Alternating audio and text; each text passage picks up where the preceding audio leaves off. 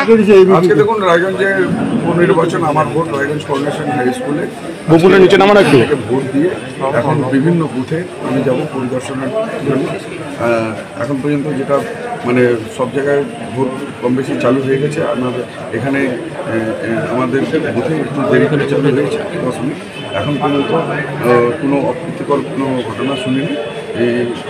এখন পর্যন্ত শান্তি শৃঙ্খলতা বজায় রয়েছে। বর্তমানটা নামা একটু কোনোরকম ওই ধরনের যদি হয় তাহলে আপনাদের সম্মুখে আসবো আর জনগণের উদ্দেশ্যে অবশ্যই আশঙ্কা করছেন কোনো ঝামেলা হতে পারে। দেখুন 2021 বিধানসভা থেকে দাঁড়িয়ে বিধায়ক হওয়ার 2023-এ যেমন পঞ্চায়েত কোনো গন্ডগোল সন্ত্রাস হয়নি।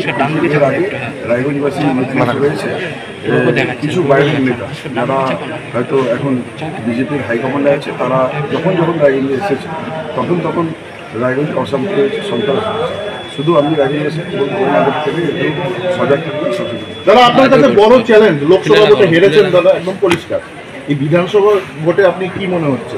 দেখুন, গণতন্ত্রের উৎসবের মতো জনাদেশ জনগণই শেষ কথা।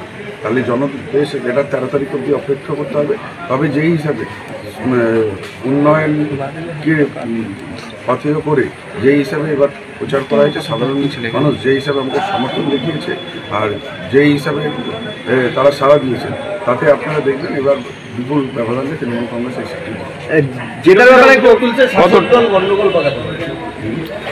কাজ আছে, তারা